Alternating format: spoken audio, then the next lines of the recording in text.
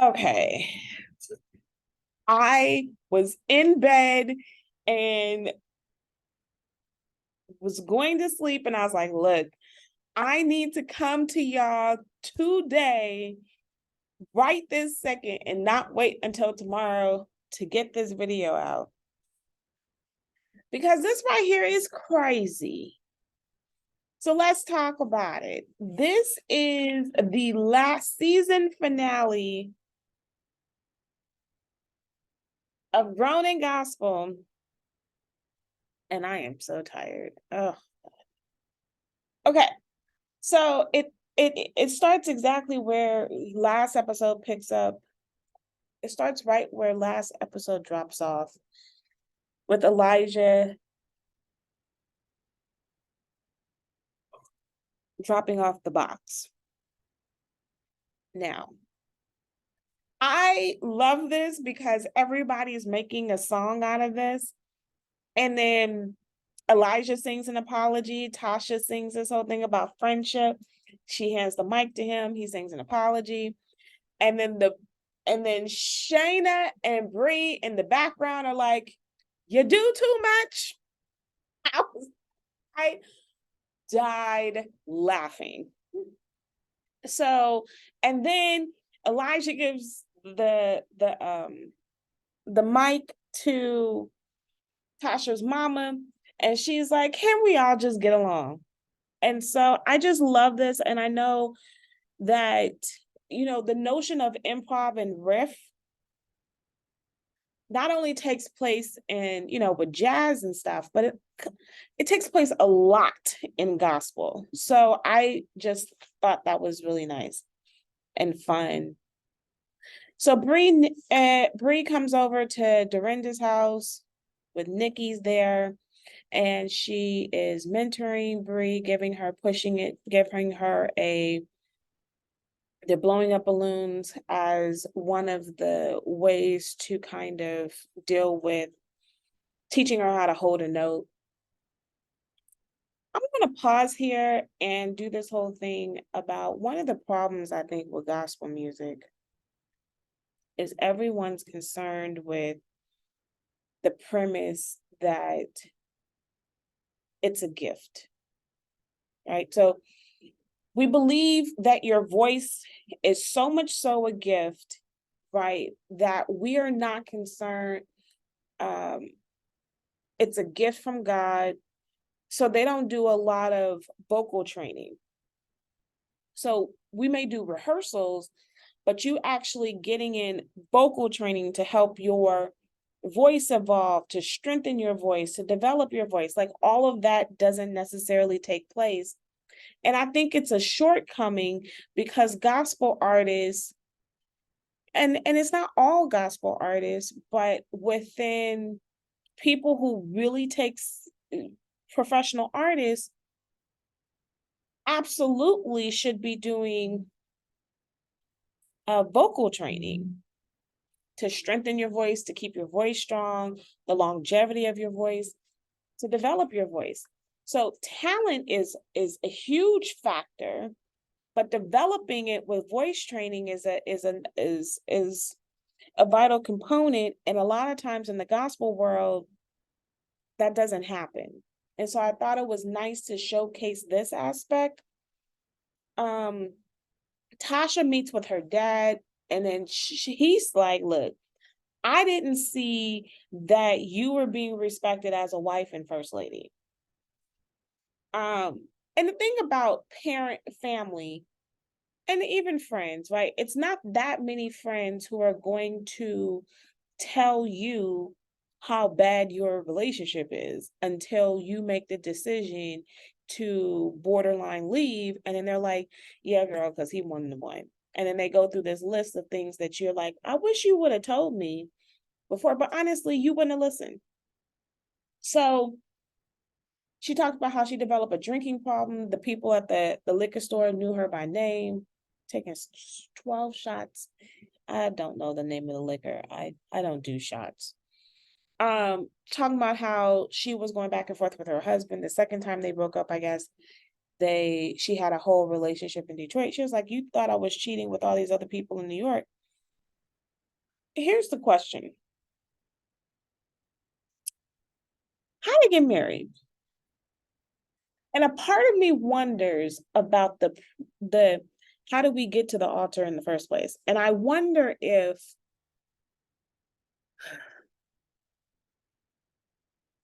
okay. I wonder if she was set up. And I say this because when I was raised in this space and she was raised similarly, where by the time you reach a certain age, when a woman reaches like 18, and I kid you not,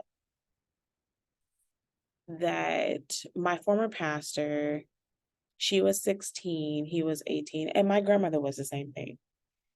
And they were like, and they talk about I was her, I mean, literally in church, I was her first, that kind of a thing, and how important this was. And I'm gonna be honest, like I wanted that same type of thing because that was how I was raised. I wanted my first to be the person I married.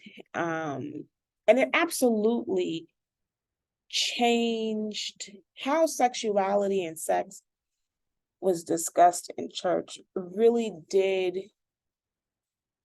stifle my growth sexually. And having a conversation and communicating with someone. So even a guy that I really liked when we were in church together, um, I should have been able to communicate with him more about this is what I want, these are my expectations, etc., instead of assuming that he knew and being like really stunned and hurt because of my lack of communication. I don't think that it would have changed anything per se, and it may would have changed anything. And him and I, for sure, were not meant to be. But I do know that the lack of communication was kind of like we were raised in this same mentality together. Why is it that you don't see what I see? Like, we're supposed to be in this together, right? Like, you wouldn't want me to be out in the world doing the do with whoever and whatever. And a lot of just like his parents and other people of his age, when people saw single women and single men, the first thing was we need to find, especially if you're a guy, we need to find you a wife. So it's like, okay, what women are around here that isn't hooked up with a man with a man?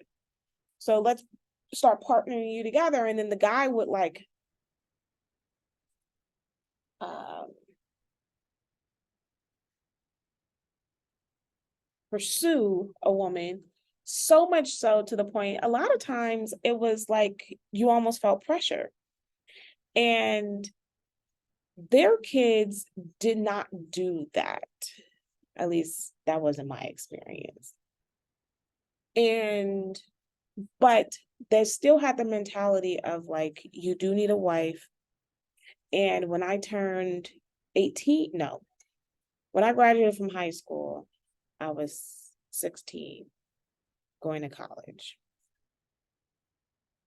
which seemed to be the right thing that even these older women thought it was good for me to do. When I turned 20, it was like, how's school? School's great, I'm graduating. Great, now it's time to get married. And I was just like, but I want to go to school. I want to go to grad school. They're like, yeah, but don't wait too long. Right. And so having an education was kind of one of those things that was almost a negative. And as much as it sounds ridiculous, and it sounds ridiculous because we're in 2022, 23, I'm sorry. And I mean, at the moment, I'm talking about 2003, and I'd be like, but we're not in the age of, the 60s and 70s. I was like, or even the 50s, right?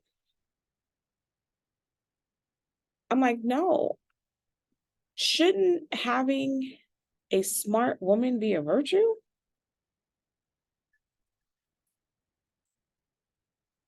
And um and I'm gonna say, like, men don't necessarily, they say that they want a smart woman. They really don't cherish a smart woman. And it takes a special kind of dude who really would cherish a smart woman that is able to have a substantial kind of career. Um, but if you get married early, it really stifles that ability, because your ability to know yourself, to develop who you are, to know what you like, gets stifled because you're concerned about his needs and his wants, and then you get pregnant. And I just can't, I mean, in my head, I really kind of wanted that life, not that I wanted a career, but I felt that I was going to get married early and we would kind of go through this life building together. In hindsight,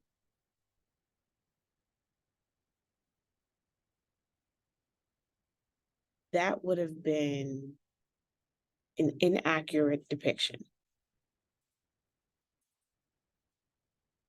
because marriage, in many respects, was the goal.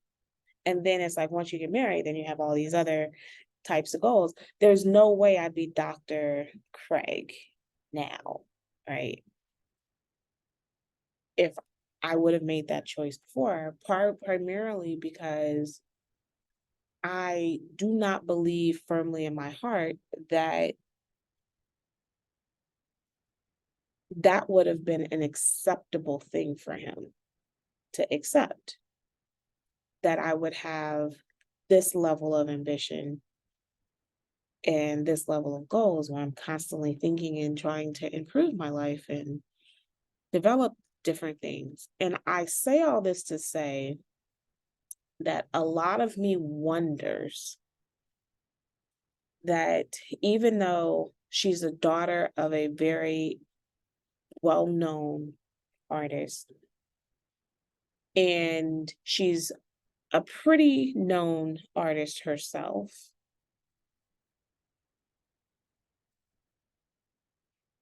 it's nice in theory to be married to someone with that type. You can say, my wife is fill in the blank. But are you really interested in being married to her? And to be the supportive thing. And then it's like, for show, a pastor with this woman looks fabulous. And so I'll court you. And I'm keeping it all the way 100, right? The dating phase is easy. Courting you, buying you gifts, having this type of relationship where I swoon you, it's easy. It's even easier if it's non-sexual, because in the church, you're not supposed to be sexual before marriage, right? So it's easier to do this. And what you end up is you get married quickly, real quick, right?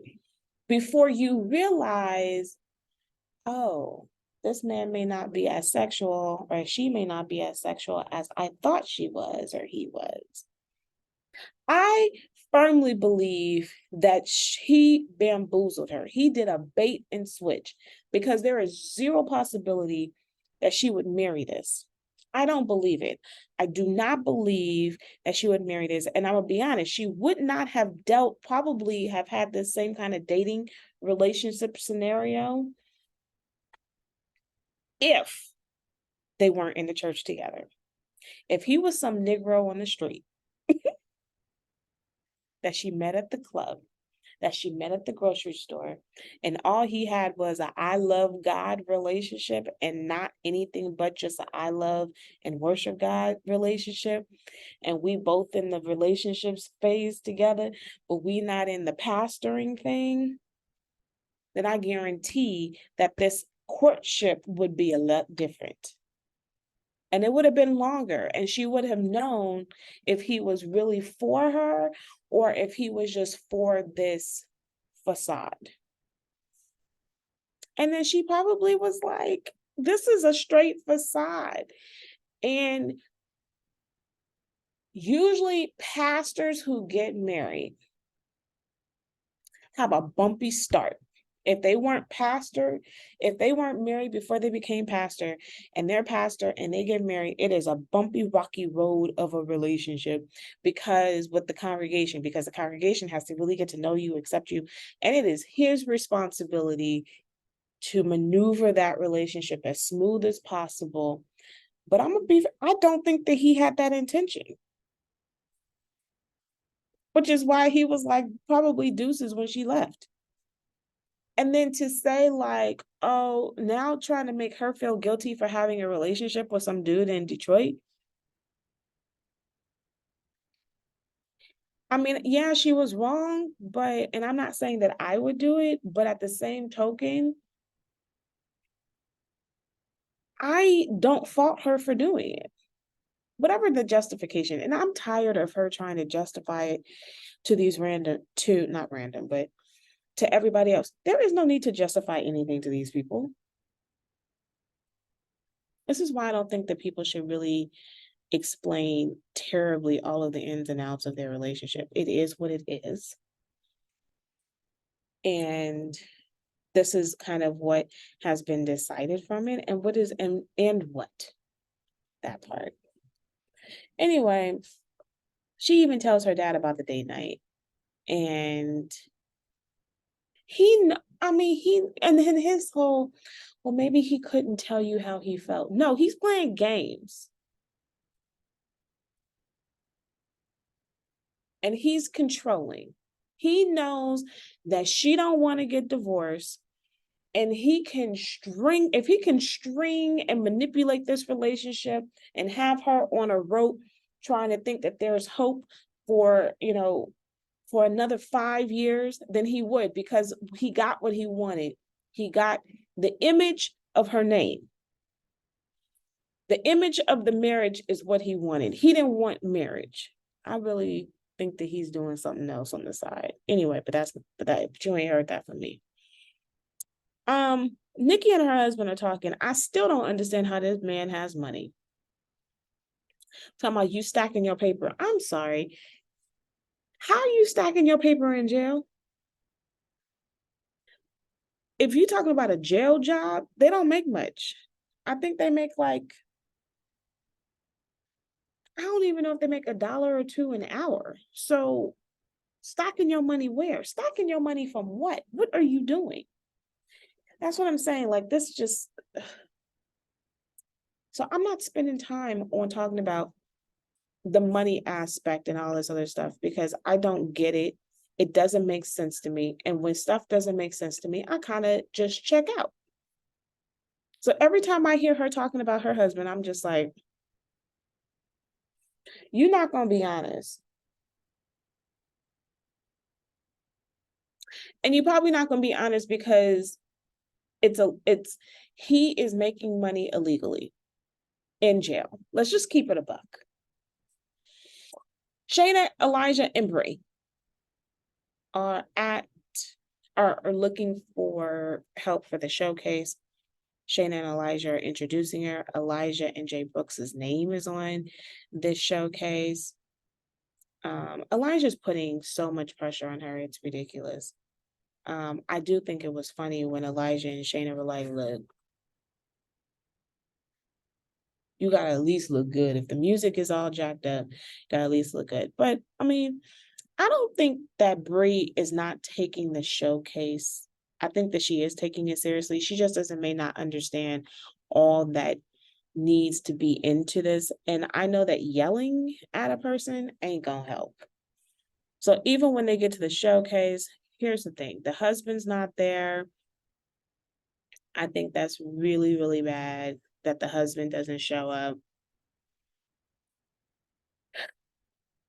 The father's not there, but I really, as much as I think it would be nice for the father to be there, she sings about her vagina at the showcase. I would not be wanting to sing about my vagina in front of my mom.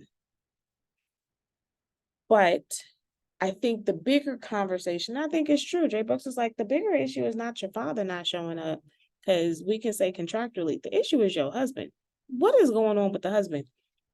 And Shana does make a very good point. We are not getting told the 100% truth, right? So there's that. Elijah's really pressuring her. Shana tries to tell Elijah, you need to stop. This is not helpful. But talk about, you need to get it together, walk through the whole thing in 45 minutes. Like, her work ethic is not the greatest. So half of me is like, Elijah, I agree with you. Her work ethic is trash. But the other half of me is like, okay, so does that mean that we have to beat her up about it? No. Hoops was there, so that was nice to see. She looks great. This whole vagina is evil song, like, read the room, ma'am. Jay Brooks was upset. Elijah was like, wrap it up. All the musicians are like looking at each other. You have the audience like, did she just say vagina? Right. The song was cringe.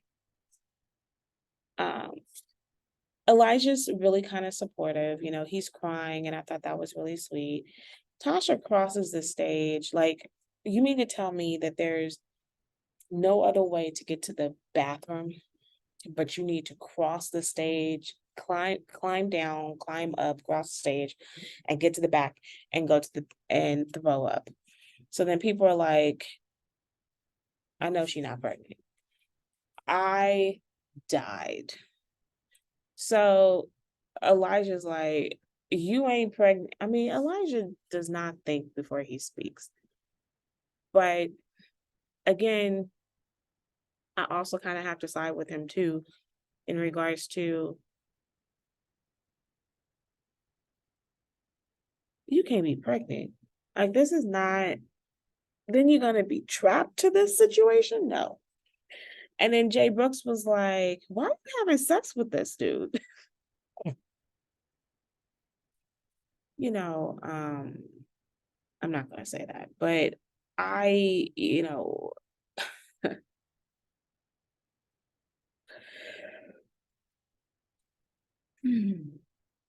anyway, I don't have anything positive to say. I don't have anything to say. I could tell other people's stories, but that's not I'm not comfortable with that.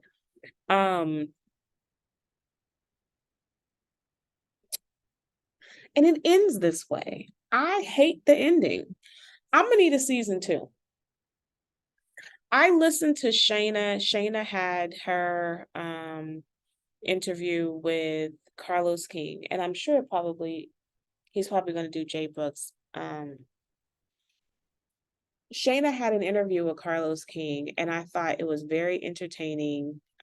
She is she is very much more, has a lot more to say, and I am nice to see that you got to finally see more of her in this episode. I think that we need to see more of her, period.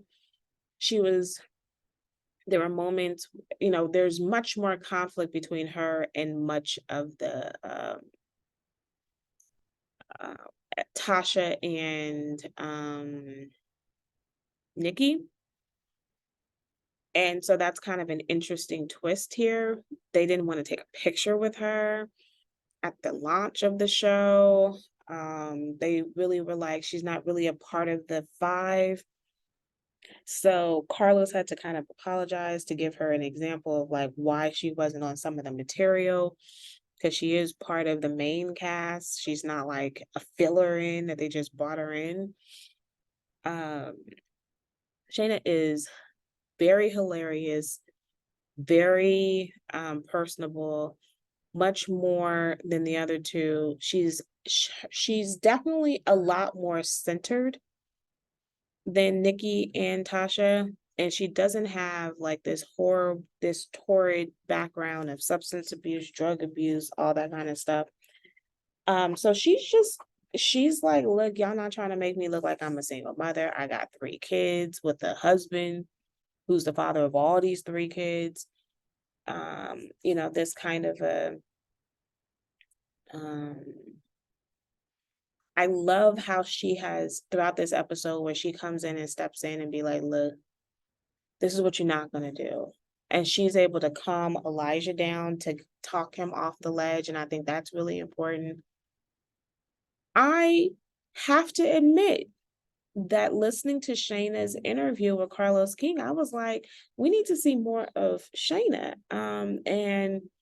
And this episode reaffirmed seeing more of Shayna because she's not as nice nasty as Tasha can be. Nikki, not so much. Nikki is really kind of caught up into her own self. She has a lot going on for herself, so she's a lot more caught up in herself than she is other people. Shayna definitely is a much better supporter and bringer along because the way she talks about you in the confessionals is really pleasant versus, and she's the same way as she will say anything she'll say to you in person is the same thing she'll say to you in the confessional, and that's not Tasha. Whatever she says to you in the confessional, it says about you in the confessional may not be how what she says to you in person. And so it's like this two side, and even Bree was like, I thought we were cool. And then I saw the show and I'm listening to these confessionals and how she's talking about me. And I'm just like, hmm. So, yeah, definitely go hit up Carlos King and see his show. I think he has a hit show with this. I think it's better than Love and Marriage Huntsville, way better than Love and Marriage DC. Like, this is a very, very, very good show with people who really like each other, know each other, and there's a lot that happens in each episode, and I think it's so freaking relatable. Also because it ties a lot into my own background, so it really does make me think and stuff. And I like that overall, I like all of the people, even if I like more, even Elijah. Like, there's redeemable things about all of them. Now, granted, you have not convinced me to really, really like Elijah, but I'm saying I like him for my television show, for being on TV. My dude that I like the most, I would hang with. I'm not doing music, but I would, would be Jay Brooks. And I could totally hang out with Shana. Tasha would be a hoot. Nikki would absolutely be a hoot. Bree whines too much for me. I'm gonna need you to woman up. Go to therapy, get some confidence. Cause girl, I cannot every single time you start crying, I'd be like, okay, Bree.